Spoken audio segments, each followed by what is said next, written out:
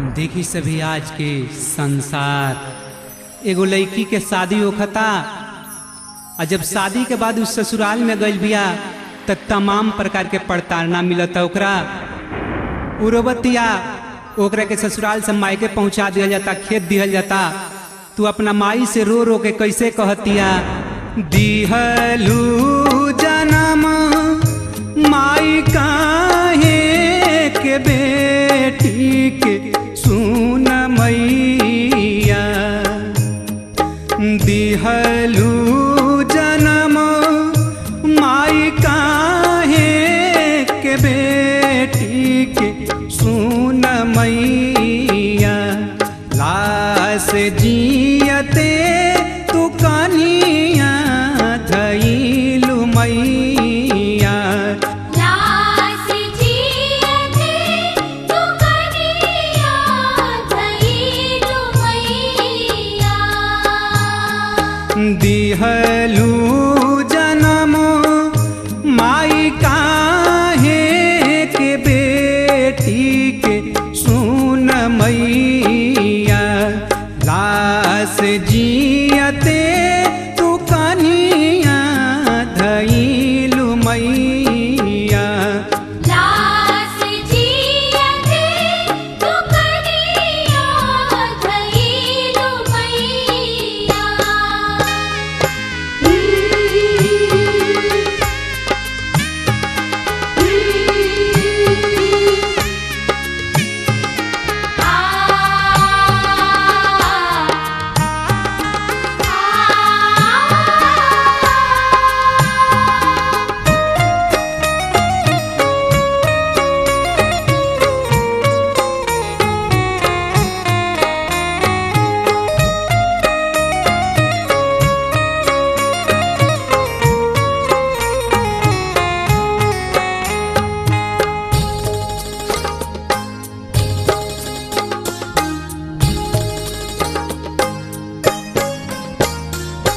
होते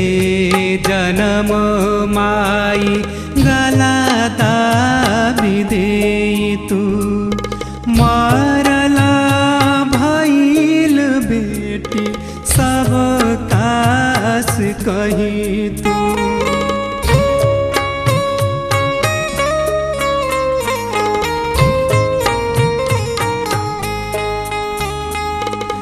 होते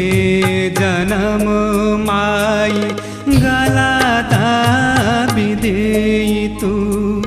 मरला भइल बेटी सब कास कही तू, लेकिन सिंदूरा के सुख नाही जानी तू सुनाए मैया, लेकिन सिंदूरा के सुख नाही जानी तू सुनाए मैया, लाश जियते तू कनिया धइलू मैया, लाश जियते तू कनिया धइलू मैया।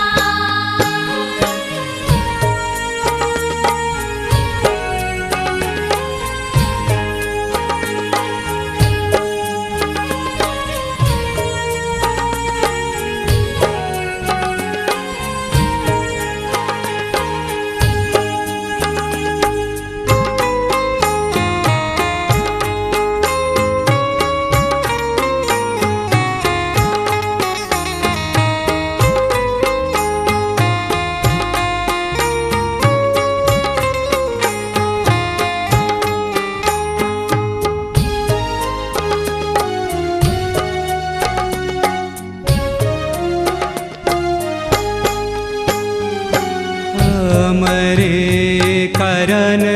माई रहेलू उदासे, छठ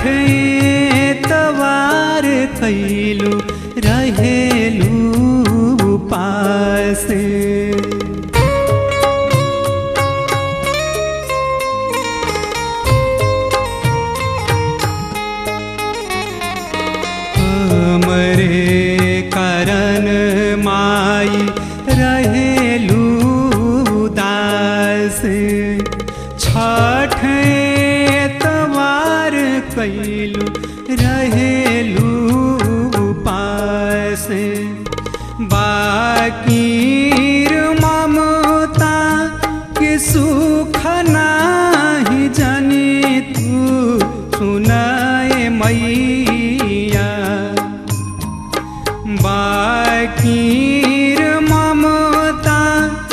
सुख नाही जनी तू सुनाए मैया लाश जियते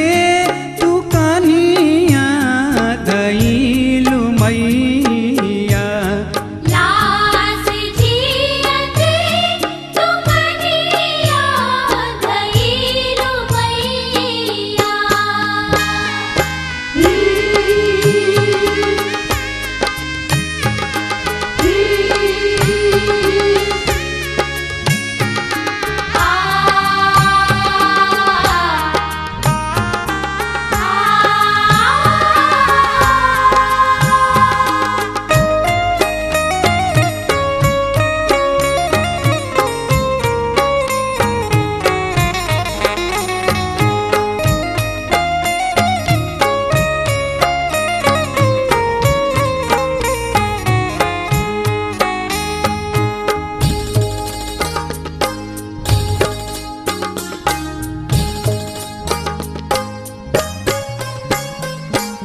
हमरे कारण भैया रोवेले अजय जी ससुरा के लोग जब तब ठोके ताजी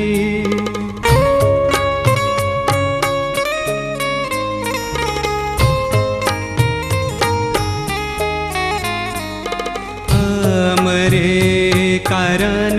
भैया रोवेले भुआजी ससुरा के लोग जब तब ठोके ताजी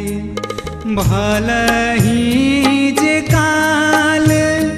के गाल में चली जैती हमी मैया भलही जे काल के गाल में चली जैती हमी मैया लाश जियते तू कनिया धइलु मैया लाश जियते तू कनिया धइलु मैया दिहलु जन्म माई काहे के बेटी के सुन मैया दिहलु